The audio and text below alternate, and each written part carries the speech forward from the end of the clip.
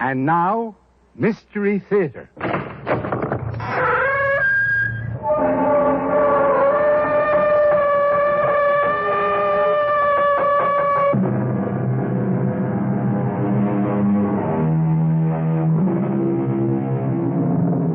Come in. Welcome. I'm E.G. Marshall, curator, as it were, of this Museum of the Macabre. What is a witness? Literally, a witness is one who has seen, therefore, one who knows. And therein, of course, lies the difficulty. If our knowledge is based on what we have seen, how well may we trust the evidence of our eyes? This is a problem that confronts all of us every day. Reasonable people may solve it peaceably. Quarrelsome folk may settle it violently. And then we have those particular situations that seem to have no solution at all. Junior, you've got to help me out. Sure. Who is it this time? Mr. Hoffman. You got to take care of him. But I already took care of him. Mr. Hoffman's dead. I can't believe you go back on your promise. Hoffman was buried a month ago. He's back in the store. But the store's been closed, shut down. He's there now. He can't be. He's waiting on customers. No, it's hard to believe this, Mr. Gerhardt. I'm telling you what I saw, what's happening. Now will you believe me and take care of him? Yes, sir. The customer's always right.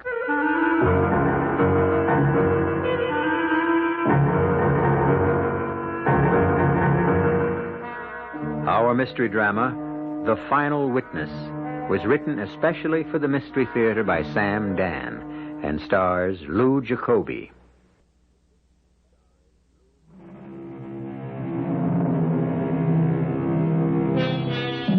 For many of us, life follows familiar, even routine pathways.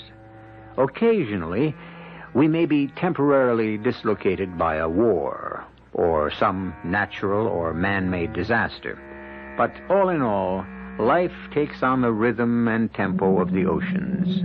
After the most violent storm, the sea becomes quiet and the air is calm.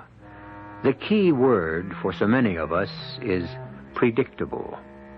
There is no ecstasy, but merely amusement, and no tragedy, just irritation.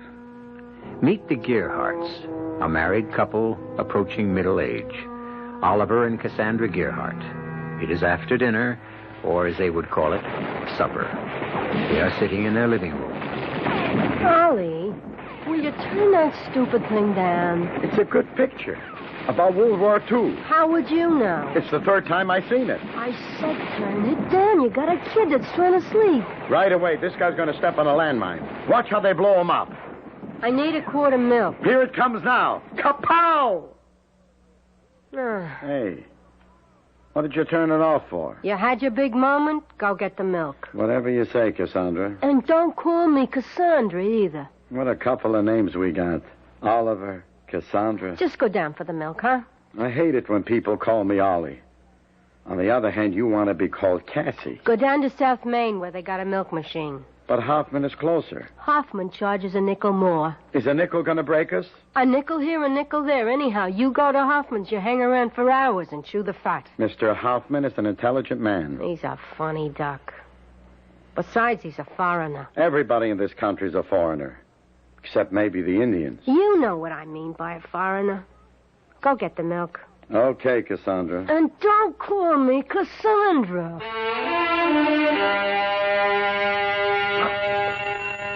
Ah, Mr. Gerhardt. Mr. Oliver Gerhardt. Good evening. How you doing, Mr. Hoffman? Well, let us examine the situation. I'm drinking a glass of wine, I'm listening to a Mozart concerto, and a good friend has just entered my establishment. Could a king be more happily occupied? Let's see. What did I come in for? Oh, yeah. Oh, no. Only barbarians rush headlong into their business transactions. First, I must pour you a glass of wine, and we shall consider... Excuse me, my friend, while I tend to this gentleman. Yes, sir, may I, do something for you? Can you do something for me? Yes, sir. What may I do for you? I heard you the first time, Pop. Now, what you and this other clown here can do for me is to put up your hands. It's a stick-up. You are a very bright person. Now, shut up. Young man, that revolver, please, it isn't at all necessary. Here, I'll open the cash register. See? And you just help yourself. You shut up. Here, take the money. I said shut up. Don't be nervous. I want to be nervous. I'll be nervous if I want to be. I'll be whatever I want to be. Just take the money. You don't have to kill anybody. I want to kill somebody. I'll kill somebody. I can do whatever I want to do. You know why? Please, young Now, man. you listen. shut up. I'm talking. Never interrupt me when I'm talking. I'm the boss. What I say goes. I can do whatever I want because I'm holding this. And you know what this is? It's Don't interrupt me. It's a Sanford Valentine special 45 caliber revolver. Son, you can have all Don't the... interrupt me again. I'm the boss. Now look at me, the two of you. You know who I am? I'm God. And right now I can strike you dead. Here's the money. I told you not to interrupt. You will never interrupt me again. Never. Never. Never.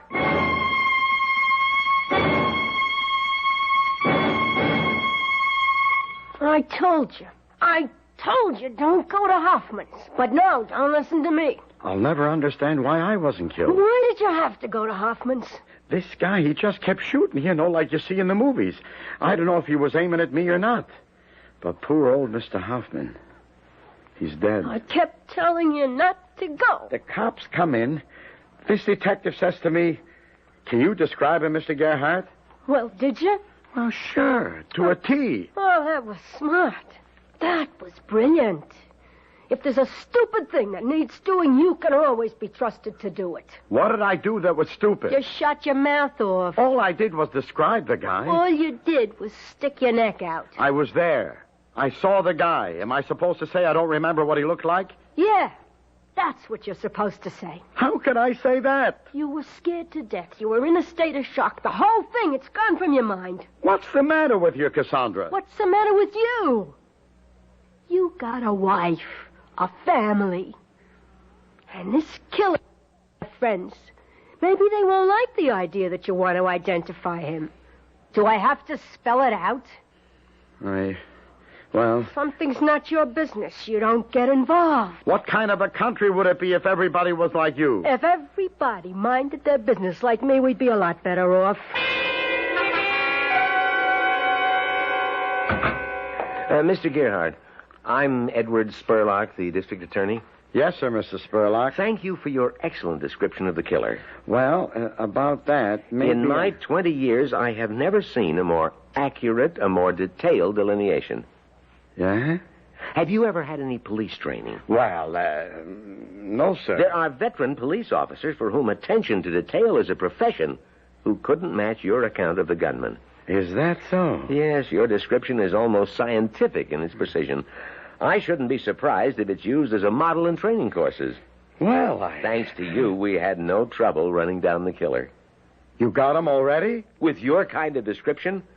Now, look through the window. It's one-way glass. You can see into the next room, but the people in there can't see you. I know. I saw this exact setup in the movies. Well, we try to follow them in every detail. Now, those four men standing on the platform... Oh, yeah. That's the lineup. Is one of them the gunman? Is one of them the guy? No, sir. He isn't there.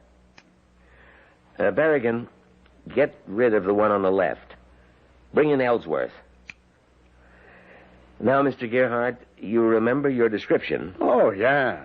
He was 6 feet tall. He was thin, with a kind of a pot belly. Brown sport jacket with white flecks.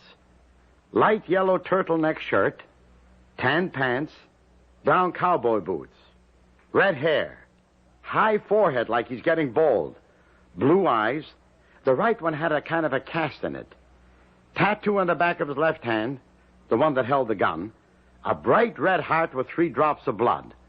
And the word Mama in blue letters. Any wonder that description's the talk of the department? Well, I was standing right next to The him. whole thing hardly lasted a minute. Well, it may have been a minute, but it felt like an hour. Now, Mr. Gerhardt, look at the young fellow who was just brought in.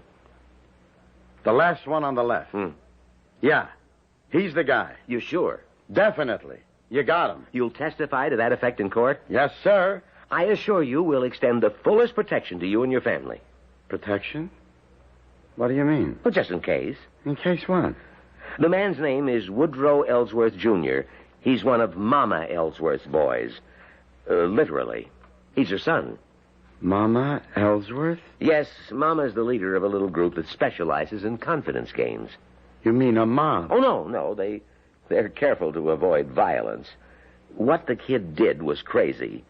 It has nothing to do with her operation. I tell you this because you have a right to know. A gang leader? No, nothing like that. They just work swindles. Now, what you must remember is that your magnificent description forms the cornerstone of our case. Why, without you... Well, now, can we depend on you to testify? To do your duty as a citizen? Well, sure. Sure. You can depend on me. It's my duty as a citizen, Cassandra. How about your duty as a husband and a father? Hey, it's almost time for the 11 o'clock news. Who cares? I'm on it. Can you imagine? Me on the news. They come by the shop lunch hour to tape it. You should have seen everybody. I mean, even Mr. Perkins. He was impressed. Oh, sure. For the first time in my life, I felt I was somebody. Oliver, if Hoffman was someone we knew, like a friend of ours. I knew him. He was a friend of mine. He was such a weird guy. What do you mean weird? He had crazy ideas. He talked like a nut. And another thing. You ever ask yourself, what was he doing around here? He was running a grocery store. A guy like him? Well, what do you want to run a grocery store for? I never trusted him. What does this have to do with my... Ollie, people like us, we can't afford to get involved. But I told the cops and everybody. What'll people think of me? Like they say in the movies, you want to know the bottom line. Okay, the bottom line. You identified this guy at the trial. A couple of weeks, a couple of months, maybe a year later, they find your body in some alley. Or maybe in the trunk of a car. Now, Cassandra... Don't call me Cassandra. You mean it don't happen?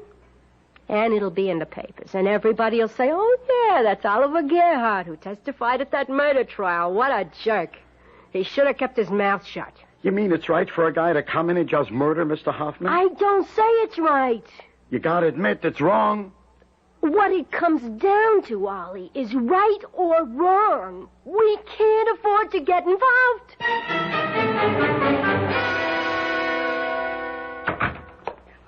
Rocky, what a pleasant surprise. My boss sent me over, Mama. Professional courtesy. Oh, well, I'm deeply touched, Rocky. My boss wants to know if there's anything he can do for you in this hour of your, what was the word he used? Tribulation? Yeah, I don't know. That sounds like a good one, though. My boss is very unhappy about your son, Junior. Oh, yes. I was afraid it might come to something like this. And I tried so hard to raise him properly. Yeah, kids today. There's not a thing you can do with them. Yeah. You're telling me. The truth is, your outfit ain't geared for conditions like these. I mean, you ain't got a halfway decent button man in your whole entire organization. Oh, that's true. But we specialize in other aspects. Yeah, my boss understands.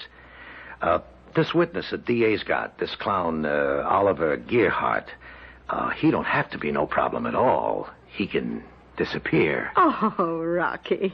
Well, thank your boss for me. Well, off the record, it ain't just a favor for you. This could make pigeons everywhere think before they sing. The boss used a great word he said would be... therapeutic? Yeah, something like that. Uh-huh. All you gotta do is give a nod. Well, you tell that dear, kind man I'm eternally in his debt. And I may accept his offer, but only as a last resort. Well, there ain't no last resort. How are you going to keep this Fink from getting on the stand? Oh, but I want him to get on that stand, Rocky. Mama, he gets on that stand, and Junior's lost forever. No. No, if Mr. Oliver Gerhardt gets on that stand in the proper manner, Junior is saved forever.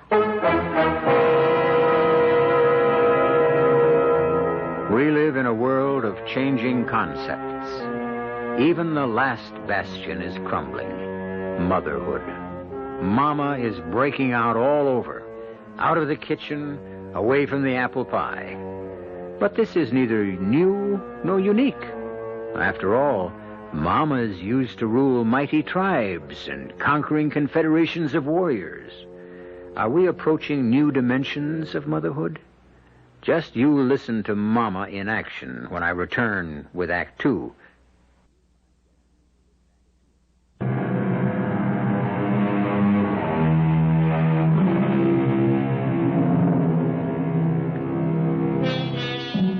It isn't easy. It was never easy to be a witness for the truth.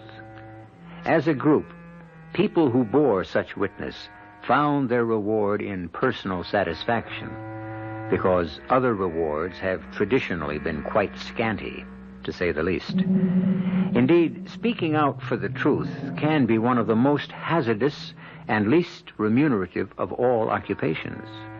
However, from time to time, fate points the finger, and the selection or the election to witness can happen to anyone at all, even to Oliver Gearhart. Oh, excuse me, sir. Do you mind if I share your table? Help yourself. I had no idea this cafeteria would be so crowded. Well, it's lunch hour. If it ain't going to be crowded now, when is the guy going to do business? Oh, that's a very sage observation. But then again, your powers of observation are legendary, Mr. Gearhart. How do you know my name? Oh, I recognize you. I've seen you on the news. Oh? You, sir, have become a celebrity. Well, I wouldn't go so far as to... Actually, you've become a household name. No, I wouldn't say that. Well, you are in our household. Oh, sorry, I forgot to introduce myself. My name is Esmeralda Ellsworth. Ellsworth? They call me Mama. I don't know why. Do I impress you as the maternal type? You mean you're Mama Ellsworth? You're the mother of that killer? Oh, killer is a harsh word. What do you want? Just an opportunity to chat. About what? About my son. My wayward boy. Oh, you simply don't know how much trouble I've had with him. And now this. He's a maniac. He's a menace to society. What do you want from me? Already gave the cops the description. Well, when an unfortunate event occurs, we cannot undo what has happened, but what we can do is make the very best of it. Now, Woodrow Ellsworth Jr. did murder a Mr. Ferenc Hoffman. You admit it? My dear Oliver, would I insult your intelligence? We know who Woodrow Ellsworth Jr. is, but who is Ferenc Hoffman? Don't you knock Mr. Hoffman. I mean, he might have been a foreigner and all that, but he was my friend. Yes, and as his friend, you have a responsibility to him. Oh, well. Then what are you trying to do? Mr. Hoffman, there were many things about him that you may have been unaware of. Look, nothing you can say about old Mr. Hoffman could justify... Mr. Hoffman was a saint, a great-hearted man whose life was dedicated to helping others. Now, like many people of his kind, he died penniless.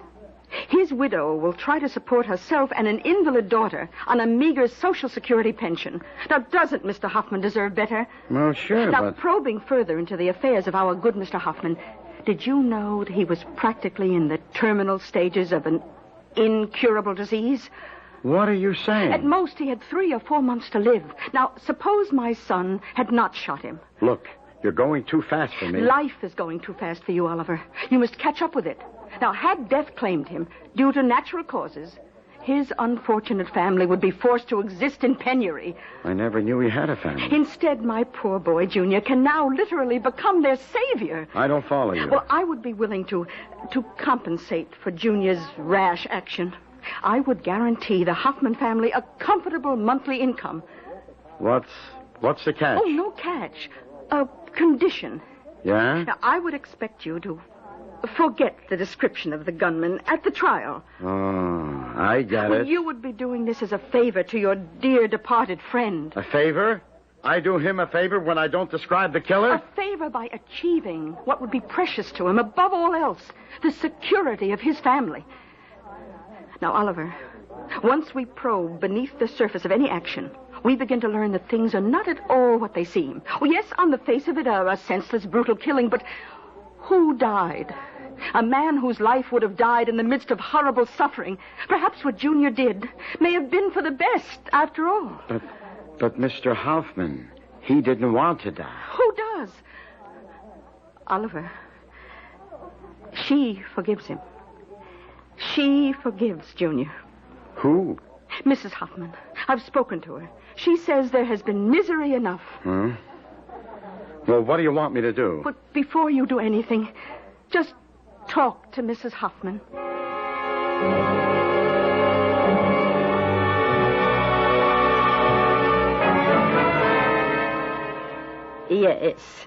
Yes, Ferenc spoke of you. He would say that Ollie Gerhardt, there was a human being. He was a great man, Mrs. Hoffman. My husband's life was a tragedy.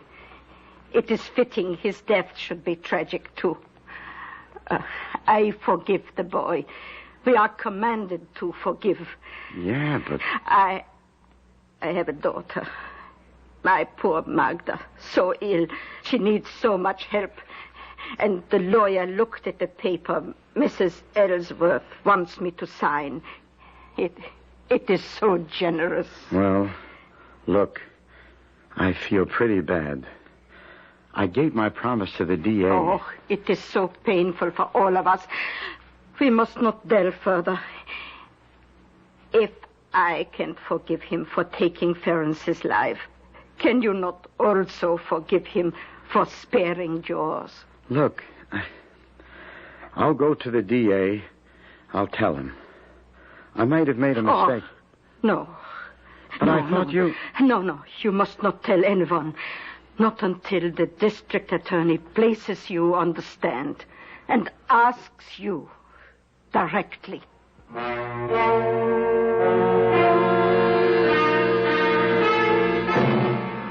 Now, Mr. Gerhardt, at approximately 10 p.m. on the night of January 3rd this year, you were in Mr. Hoffman's grocery store? I was. The door opened, a man entered. He held a .45 caliber Sanford Valentine special revolver with which he shot Mr. Hoffman dead. Is that what happened? Yes.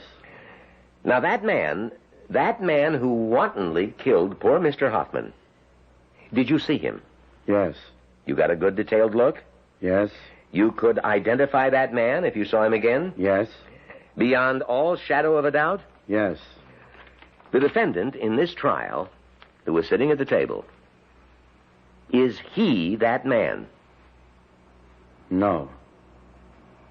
Mr. Gerhardt? No. But you positively identified that man. I was wrong.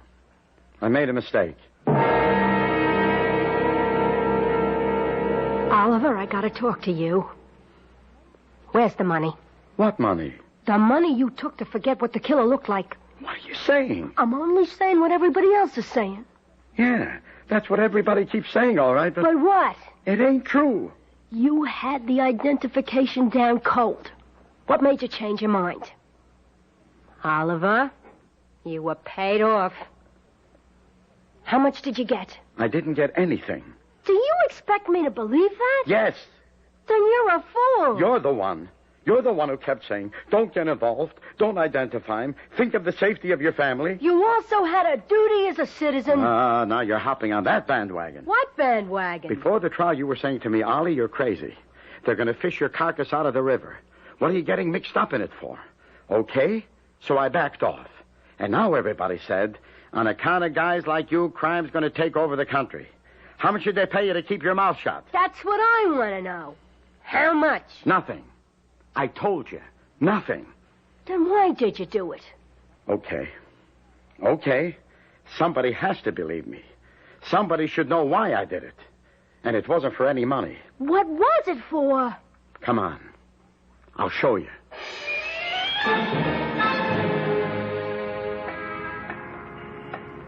Here's why I did it.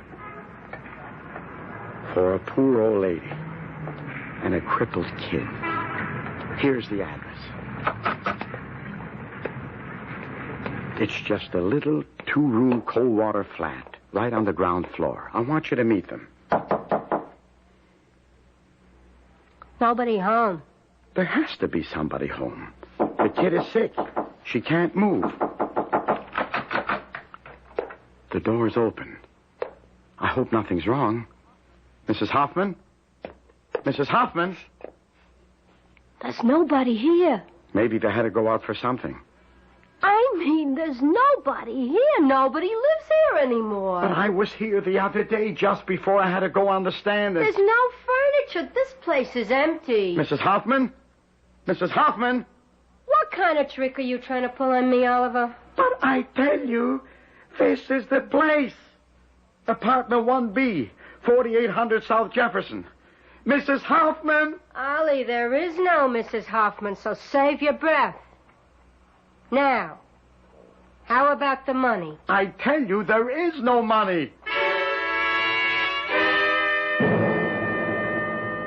Mr. Gerhardt, so kind of you to come calling. Listen, Mrs. Ellsworth. Everybody thinks I took money to forget what the killer looked like. Regrettable that people should always imply sinister motives to generous actions. Miss, I was worried about Mrs. Hoffman. I went there with my wife, and the place was empty. Oh? I went back again later, and I spoke to the janitor, and he said no such person ever lived there with a crippled daughter, and that some lady had rented the place, gave him a month's rent, moved in and out in one day. He couldn't understand it. Well, Oliver, what can I tell you? You tricked me. There is no Mrs. Hoffman. There will always be a Mrs. Hoffman. She will live forever in our imagination, yours and mine. What's going to become of me? Like I say, everybody thinks I got paid off. Oh, it will all blow over. Tomorrow another crime will take center stage. Hey, Mama, you said I could buy a new car. Junior, say hello to an old friend, Mr. Gerhardt. Oh, yeah. Hey, Mr. Gerhardt, you're a terrific guy. Wow. You did a job on that DA in the courtroom. You killed him. I couldn't have killed him deader with a gun. And Mr. Gerhardt is leaving. Oh, yeah? Well, look, Mr. Gerhardt, come around, huh? Anytime you need something done, like a guy gives you a flat. Goodbye, Mr. Gerhardt, and don't do anything rash. Just think about it, huh? You owe me quite a bit. For what? For the lesson. After all, you may be sadder, but just think. You are so much wiser.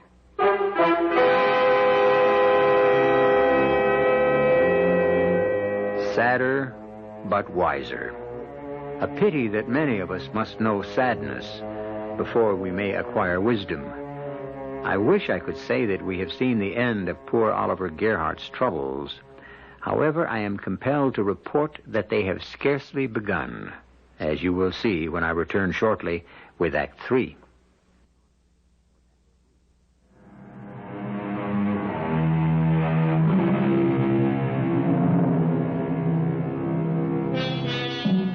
If the road to hell is paved, as they say, with good intentions, then much of the concrete for that highway has certainly been poured by our friend Oliver Gerhardt.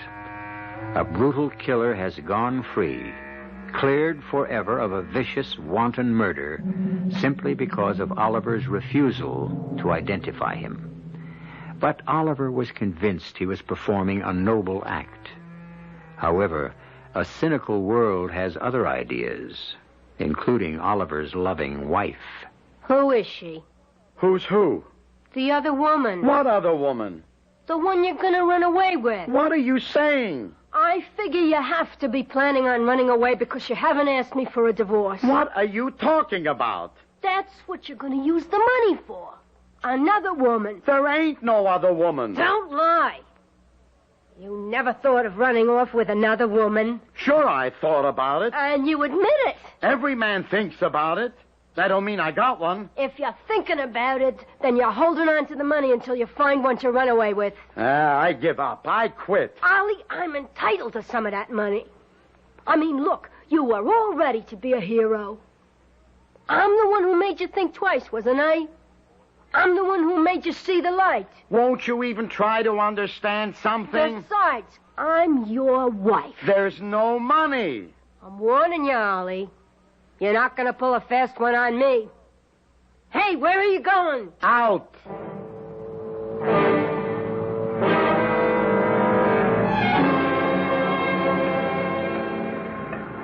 Good evening, Mr. Gerhardt. Good evening, Mr. Gerhardt. No, it ain't you. Good evening, It Mr. can't Gerhardt. be you. You're dead. You're dead, Mr. Hoffman. Aren't we still friends, Mr. Gerhardt? I gotta be seeing things. It's been weeks since you've come into the store. I've been wondering, have I done anything to displease you? Mr. Hoffman, you're supposed to be dead. So tonight I decided to stand outside the store and watch to see perhaps if you'd pass by on the street. The store? It ain't dark. It's open. It's light. The store. Won't you come inside, Mr. Gerhardt? I have a special wine. Rich, sweet, the kind you like. I'm standing here and I'm talking to you. Of course. And your store is open, like always. Like always. Don't move. Stay where you are. Just wait there. Just stay there. I'll be right back.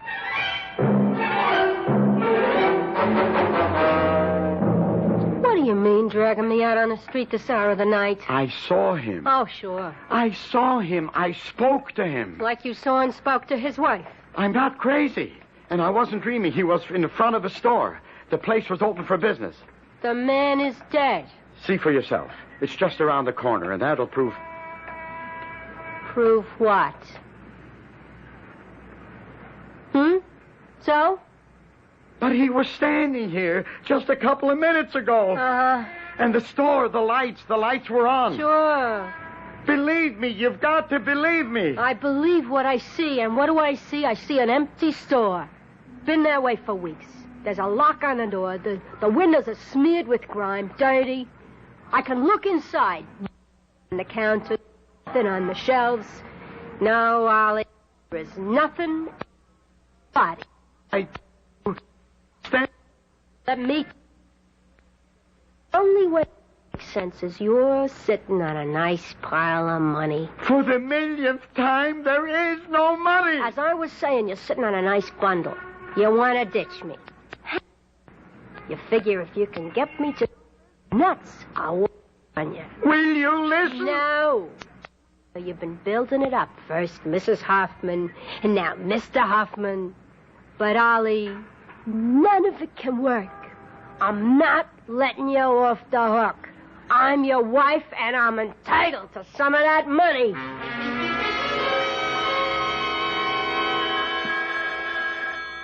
Holly? What? The phone. The phone? Can't you hear the phone? Who'd be calling me at this hour of the night? You better answer it. Hello? Mr. Gerhardt? Yeah? Good evening. This is... No. Well, I'm sorry if I'm calling so late, but you must forgive me. I'm an old man and very lonely, and I do miss our interesting talks. Who is it? It's him. It's Hoffman. You're crazy. It's Hoffman. It's you, Mr. Hoffman, ain't it? But of course, who else would it be? Get me off the hook, will you? Tell my wife. Tell her. Here, Cassandra, you talk to him. Hello? Hello? There's no one there. I just spoke to him. There's no one on the phone. Now, look, I know what I heard. I know what I heard, too. I heard nothing. I ain't crazy. It won't work. I mean, you get somebody to ring the number 3, 4 o'clock in the morning so you can answer it and put on this act. It's not an act. Who'd you get to dial the number, your girlfriend? I don't have a girlfriend. Ollie, what's wrong with you? There's nothing wrong with me. I mean, you were never like this about money before. The only thing I can figure is it's so much money it must have turned your head. But, what's the use?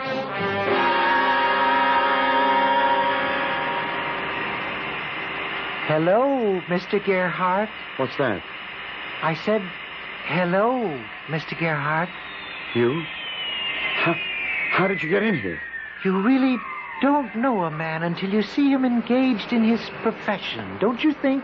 Look, nobody's supposed to be in here unless he's authorized personnel. You're a machinist, a skilled craftsman. Mr. Hoffman, are you standing here? You see me. You speak to me. But why? You're supposed to be dead. What does that mean? All it means is that other people cannot see me. But why do you come around to me? I like you. I miss our talks. You never come around in the evening anymore. How can I when you're... I'm open. I keep the store open late, as usual. Promise me you'll come to see me tonight. Well, I do miss our little talks. Promise? Yeah, I promise.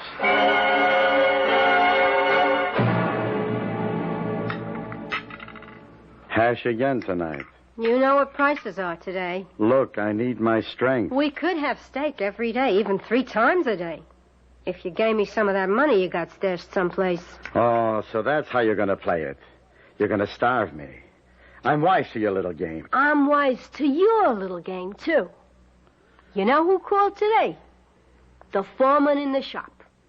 Listen, Miss Gerhardt, maybe you better take Ollie to see a doctor. Something's wrong with him. This afternoon, he shut down his machine and just stood talking for 10 minutes to a little man who wasn't there. Your game, Ollie. You're trying to get everybody to think you're nuts, so maybe I'll believe it, too. I was talking to... Yeah? I'm tired. I gotta go to bed.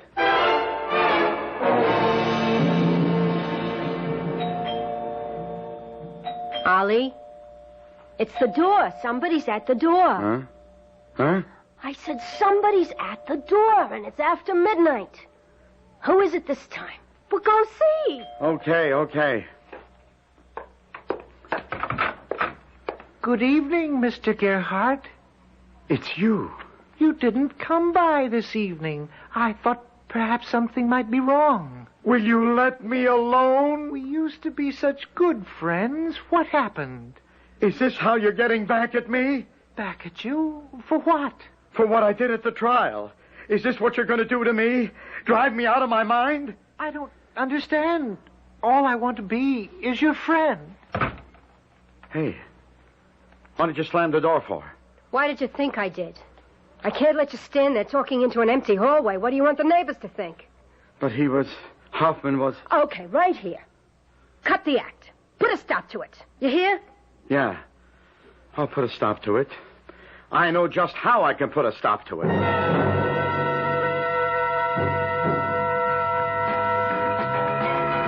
Hello, Junior. Hey, it's Mr. Gerhardt. My best buddy in all the whole wide world. Have a drink. No, I better not. And you better not either. No, why? Remember, Junior, you said if I ever needed anything done, if some guy was giving me the flack... You mean you want me to take care of a guy for you? Mr. Gerhardt, anytime, any place, anybody. Do you remember where Mr. Hoffman's grocery is? Sure. Can you meet me in front of the place in exactly 1/2 hour from now? Mr. Gerhardt, you got yourself a deal. Now, what do you want me to use? I got the 45, and I got a 357, or a special 38. Use whatever comes natural, I guess.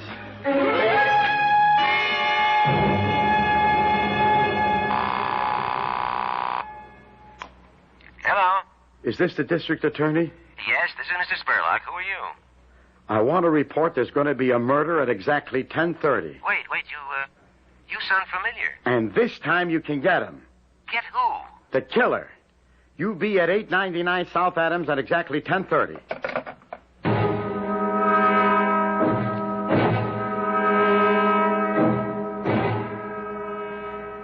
Hello, Junior. Hey, Mr. Gerhardt. Here I am, right on time. Who do I knock off? Mr. Hoffman. Mr. Hoffman? But I already I know. But could you do it again? Look, Mr. Gerhardt. See him? He's in the store. Which store? Right here. His grocery store. Don't you see him? He's standing there behind the counter. But the store is... It's dark, empty. There ain't nobody standing there. Sure. There he is. See? He's waving at us. Shoot him. You promised me you'd take care of... Yeah, but Mr. Shoot him. He's driving me out of my mind. Shoot him. You don't even have to go inside. Just shoot through the window. See him? Yeah. Now, he's standing in the doorway. Right in front of you. Shoot him. Okay, it's your party. You got him. You got him. Hey, what is it? The cops. All right, what's going on? Over here. The killer. He's over here. Mr. Gerhardt, you set me up. Why, you did it. I'll kill you. Hold fire! Hold it! He can't go any place. Mr. Gerhardt, Mr. Gerhardt.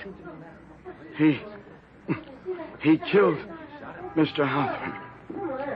You saw it happen yourself. Mr. Hoffman was standing in the doorway, and you saw how he just shot Mr. Hoffman. Now, you got him. You got him, haven't you? Yes. Yes, Mr. Gerhardt, we got him. Finally. Yes, they had him. Not for the murder of Mr. Hoffman, but for the murder of Oliver Gerhardt. And there was a very inspiring story in the papers of how a plain citizen, a Mr. Oliver Gerhardt, decided to make up for a momentary lapse in the courtroom and help the police capture a notorious killer. I'll be back shortly.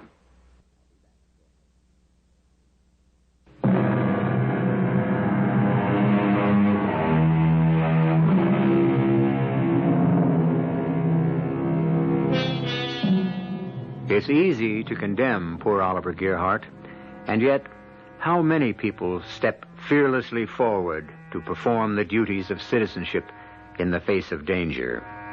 How easy it is to look the other way, and how many millions have done it, and still do it. For it is said, we turn away from our fellow man because, too often, when we look at his face, we see our own.